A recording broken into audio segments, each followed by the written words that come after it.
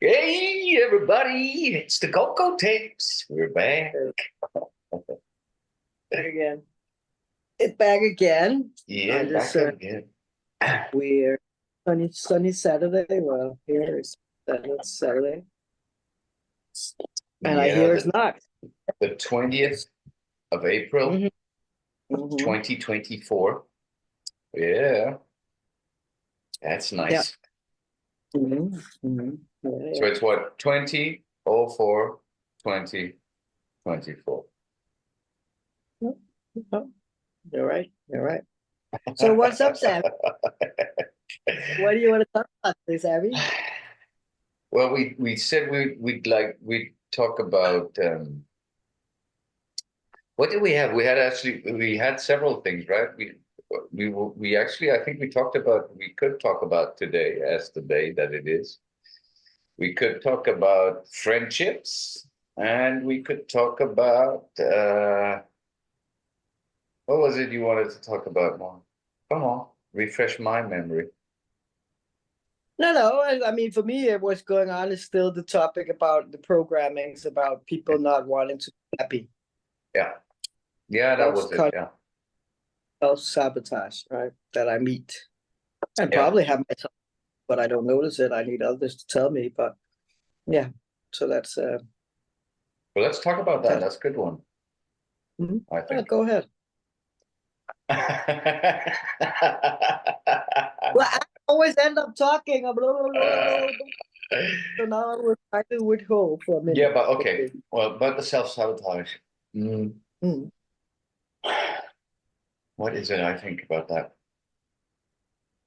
I think it's very, very interesting how in everyday life it's often like that the program kicks in just at the right moment to make you feel like, okay, you can't do this, you can't do that.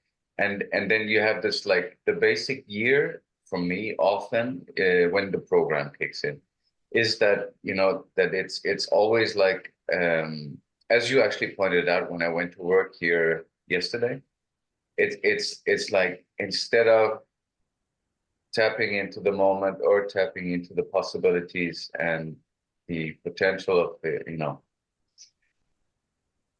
of the actual, of the now, then I just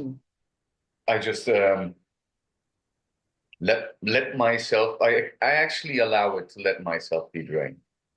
And then I come home in the end and I'm busted instead of filled up. And you had a lot of opinions about that one. Yeah. But I was actually too tired to actually listen to you yesterday. I know. And this is also, that goes into the friendship thing, really, like about timing. Is there something called good timing, bad timing? Could you please wait to say that tomorrow? Or could you please, like, and again, we always have to remember, because I get this a lot and I understand, and I got it since I was a kid, like, you're always in people's face, you're right on the spot, oh, la la la la. And of course, I felt wrong all my life until I realized or learned that how people react to what you do is not your responsibility. It's theirs, So we can actually do whatever we want to people, good or bad, whatever. But again, it's their responsibility how they act. I don't like the recent word react, because that's a reprogramming of a reaction or activating a program, actually, but how they act towards what somebody comes with. And I know, of course, and I could hear in the conversation you were tired, I should just save it for another day. But I'm very much in the moment, and it's difficult for me to say to, like, sometimes just put it away for tomorrow or for a better time. Just like I'm not going to sugarcoat it. But it was a good conversation. It made me think, because, let's talk short about what it is. Your work is it a secret? No. Just... Okay. So you can say what your work is better than me. I just, right now, I'm just having a couple of shifts where I teach some ADHD and autistic kids. Do mostly acting, but also other stuff. So it's like, And this I have a lot to say about, because what I noticed in you and many other people that work with It could probably be anything. But I know about this area since my daughter is/was in this category of what I call A-brains, totally misunderstood people and medicated people. That is, for me, the geniuses, the new generation. But we do have people, we have to, of course, understand what we're dealing with, or else we'll just treat them as, non-mind manageable, difficult to understand, and all this stuff. And this is the problem often in many situations, I think, in life, that we actually sometimes work with people and we don't. Now, this is not your main field, so of course your interest is not like to dive deep, but I hope you will dive a little deeper into these people now as I've started to mention this. And it actually inspired me and was like, you know what, when I get to Denmark, I'm gonna freaking work with the A-brains. Because I understand them and I want to pull out the goal of them. I don't just want them to stay put or be easy or, like many do, because they don't, I'm not talking about you, don't have the time or never thought about tapping in to their qualities. They try to find a way to like just make everything be okay while they're there. A parking lot, this is what I call it. Just like I feel school for kids, it's just a parking spot while the parents go out and make money and pay taxes. That's what it's about. And I actually think these people are brilliant. They're brilliant if you tap into them and if you meet them where they are. But they're so used to being misunderstood, not like this, like antisocial, all this. So it takes some time to gain their trust, because the system, the people, the parents, whatever, don't understand them. And just start to park them and get drained, because it's difficult to be around them if you don't use it the right way. You do get drained, of course. I mean, my daughter would drain me to under the bed. But I mean, it's like when I get to do my thing, which is like, what I was actually hired for in the beginning was, mainly to do drama, do acting, and we have lots of fun, and then it's actually, we do fill each other up. Then I don't feel it's draining. When I feel it's draining is like maybe when it is, as you said, that we don't have drama lessons, we don't have we have, it's more like you said, like storage. Yeah, it's storage time. Yeah, it is. And then it's not story time, it's storage time, and that really drains me, because yes, of course. And I think it's also, as you say, because they feel it too. I mean, I don't feel good about that, and they don't feel good about that. No. And the exchange, I mean, that there's gold hidden there, that I know, because I was like, when I had started working with this was in 2010, and we did I taught them drama. We had like almost a year of lessons, and then the last half of the year we spent writing stories, which they had to build a character. I helped them with that, and then I, together with them, built a story around these characters they had built, and we said we'd make a movie. And I thought, okay, let's be real. We're lucky if we get 3 minutes worth, because 3 minutes of material is actually a lot. They were more, what do you call it, disciplined than any actor I have ever met on any set. They were, they could like, they were quiet when they had to be. They were patient when they had to be, and they were on like this when they had to be. So we ended up with 16 minutes. That's insane. 16 minutes of material. And 60 minutes of film. That's what we cut in the end. And we had a huge premiere and everything. It was like amazing. And that's the kind of stuff I like to do. So it's also, it's when you go back to that, and you feel, this is what I can do. And this is what I do. That's also draining, So the draining, in a way, also comes from the inside, because I think, oh my God, what is this? Yeah. Of course. Yeah. Yeah, that's true. That's true. But I also think, even though it's jumping a bit, it's also about, like, just take you as an example, the situation you are in. Like, Just like with jobs, when it's not something we really want to do, but we have to do for whatever reason, career maintaining, maintenance, money, or so on. We're out of balance, right? So we enter a workspace out of balance, and everything will be, and you go home empty and drained, out of balance, even more. Because again, the many people I find maybe don't set the intention in the morning for the day. What do they want this day to be, not to achieve, but what do you want? And you go with that intention, so everything is just going to be whatever comes, like a leaf in the wind, Yeah. whatever comes. And usually, because of our programs that are quite negative, it'll be negative things that comes, not the positive wind that comes, and just be Yeah, but bashed around all day.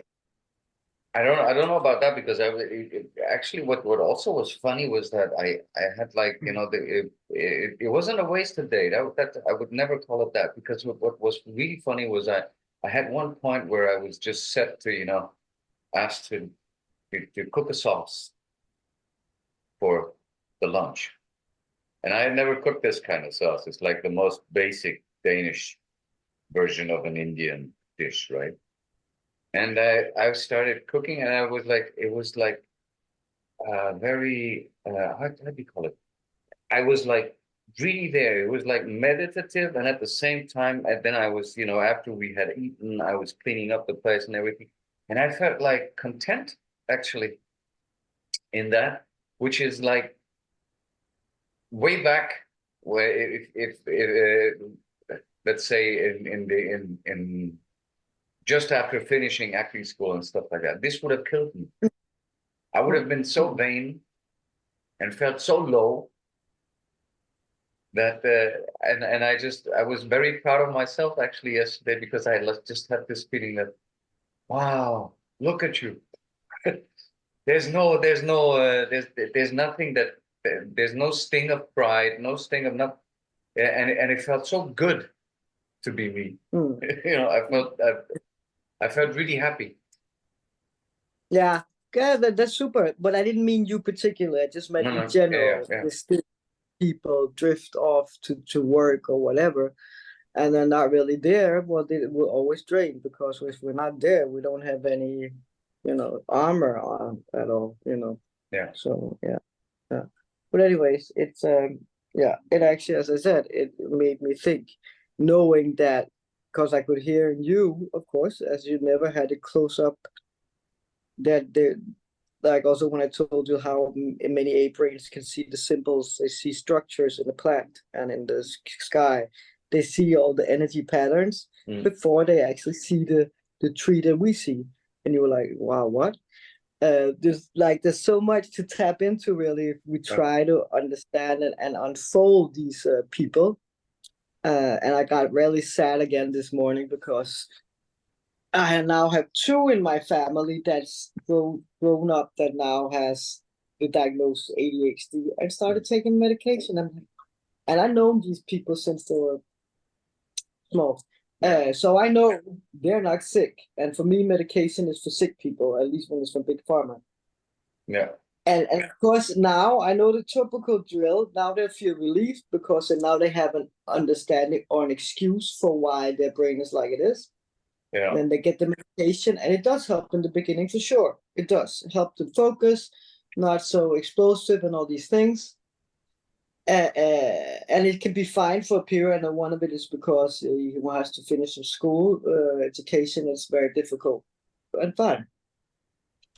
I hope they won't continue taking it, but I'm just like, it saddened me, because they're both super creative people that never dared, well, the one that like gave up on it, because the surroundings are very square. This person is very round, as I call it, like an artist, but the surroundings, the family, and the structure is very square. It's police officers, nurses, Yeah. very.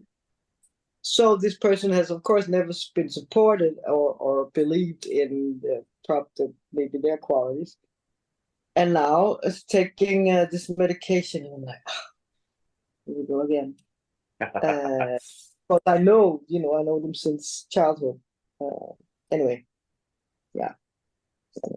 That's a whole other story about. So any A-brains out there or that know people that are A-brain that had kids that has A-brain, again, to remind, there's nothing wrong. There's absolutely nothing wrong. There's something No, wrong with you that you no. can't deal with with an A-brain. Your NT brains, eh? But then That's let me ask you where something because that's now that you talk about plants and stuff, that's how I feel like that's the way I feel whenever I look at clouds. And that's I think I had the relation of that kind of a relation to clouds like since forever almost. How it, that's I find it very funny because I can just when I see clouds now it's gotten worse with the ages. When I hmm. see them now, they really like, oh my God, they're really, and it's not just what